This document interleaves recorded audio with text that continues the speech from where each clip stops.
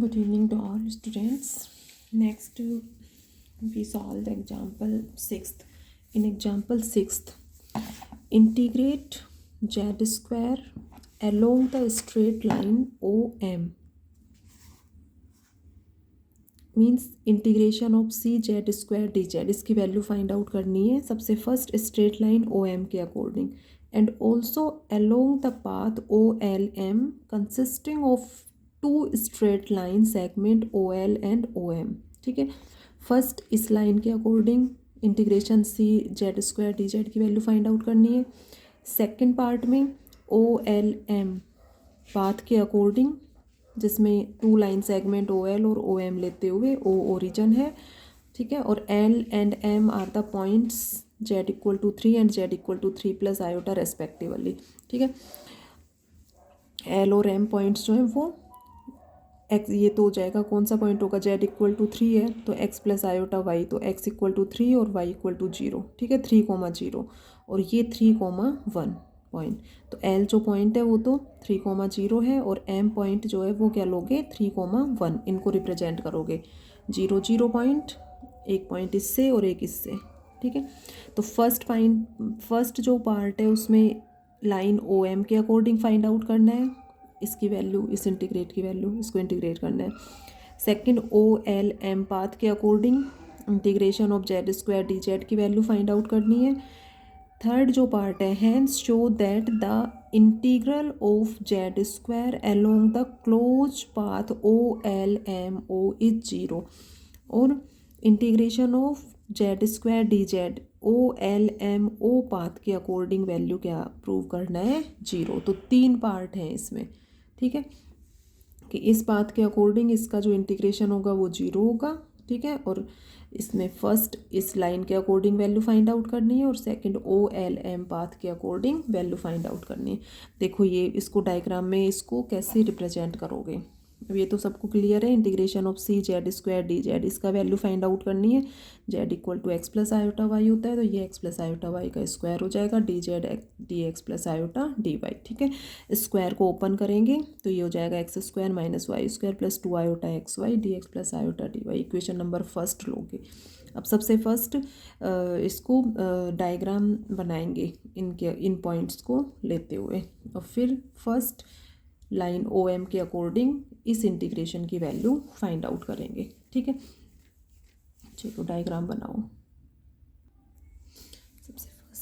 सबसे first line O M के according integration of C Z square D Z, इसकी value find out करनी है.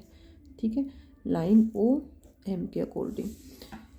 अब इसमें जो पॉइंट्स हैं एल और एम, ओ पॉइंट तो ओरिजिन 0,0 गिवन है. ठीक है, ओ 0,0 और एल और M point Z equal to 3 और Z equal to 3 plus iota के अकॉर्डिंग ये हो जाएंगे. ठीक है, क्लियर है सभी को.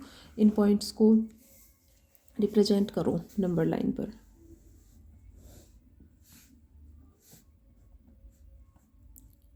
ये तो हो जाएगा ओ 0,0. ठीक है, 3,0 एक्स इक्वल टू 3. ठीक है, तो ये हो जाएगा 3,0. एक्स एक्सीज है तो वाई 0 हो जाएगा इस पर और ये वाई एक्सीज है इस पर एक्स 0 होगा. तो 3,0 ये हो गया और 3,1 एक्स इक्वल टू 3 और ये 1 वाई इक्वल टू 1 ये यहाँ पर है तो ये इस तरह से हो गया.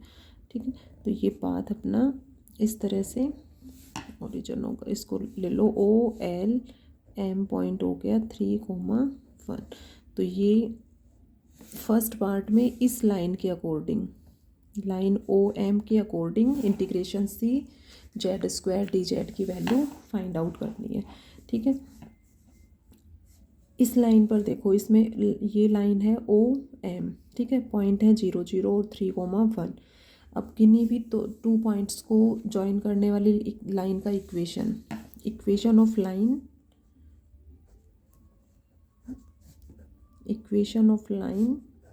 joining 2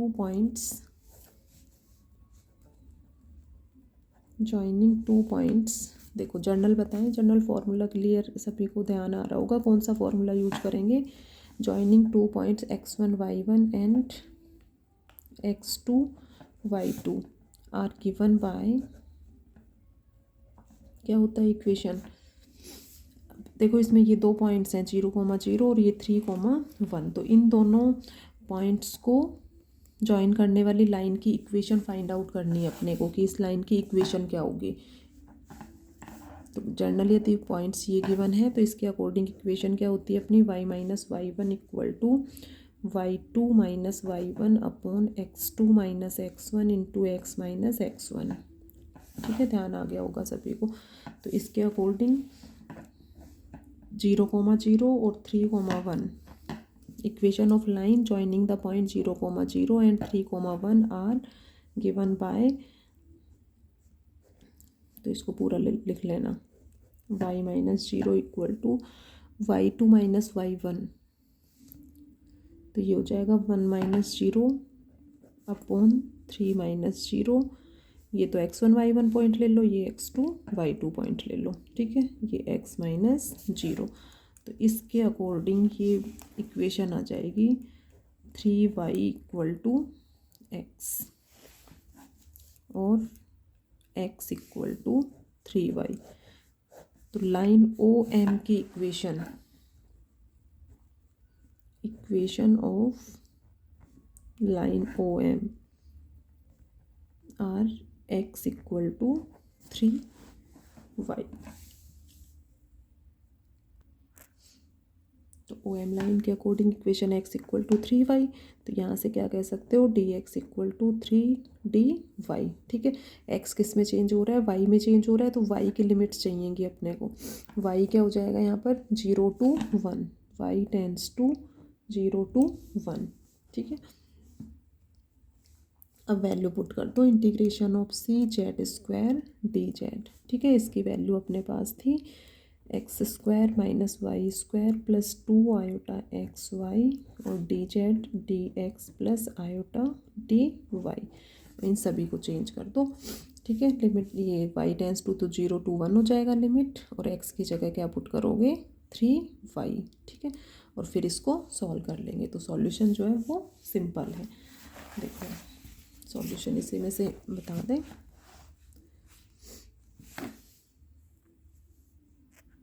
ये डायग्राम हो जाएगा अपना लाइन ओ एम की इक्वेशन, इसके अकॉर्डिंग फाइंड आउट करोगे x इक्वल टू 3y। ठीक है, x equal to 3y, y tends to 0 to 1, ये अपना यहाँ तक हो गया।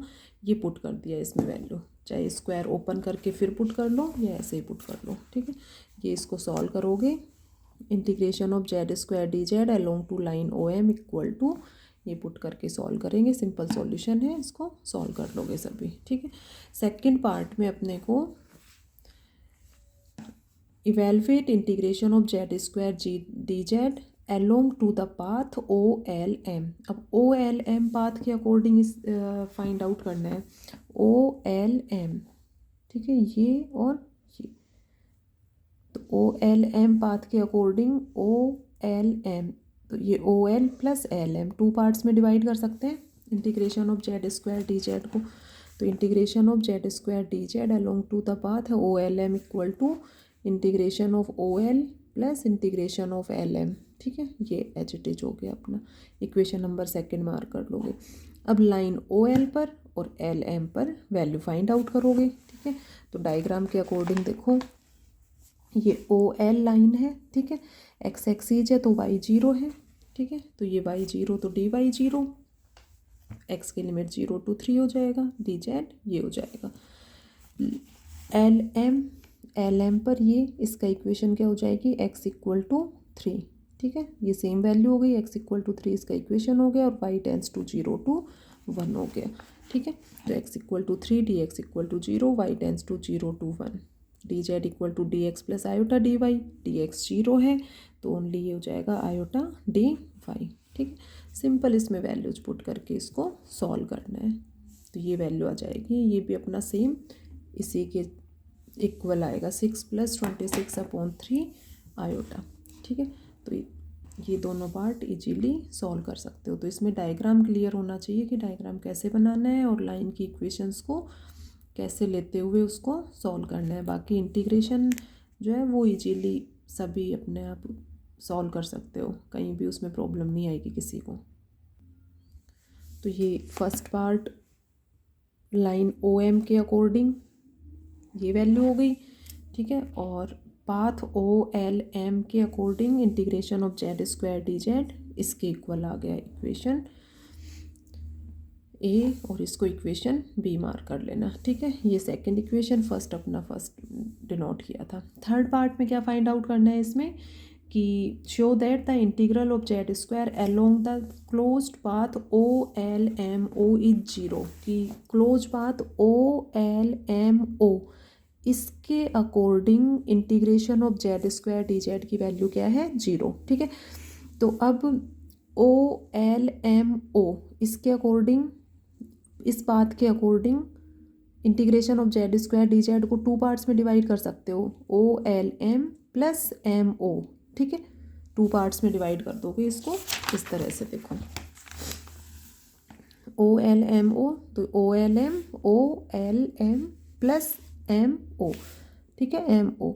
अब फर्स्ट पार्ट में ओ एम लाइन के अकॉर्डिंग वैल्यू फाइंड आउट करनी है। ठीक है, ओ एम के अकॉर्डिंग फाइंड आउट की थी, और यहाँ पर अपना एम ओ है और एम ओ है, तो इसको ओ एम में चेंज करोगे तो ये साइन चेंज हो जाएगा, ये नेगेटिव हो जाएगा। ठीक है, तो इस ओ एल एम के अकॉर्डिंग 6 + 26/3 आयोटा इक्वेशन बी में ये वैल्यू थी, और इक्वेशन फर्स्ट में इसकी वैल्यू ये थी। ठीक है, ये आपस में कैंसिल होकर इसकी वैल्यू क्या आ जाएगी, जीरो।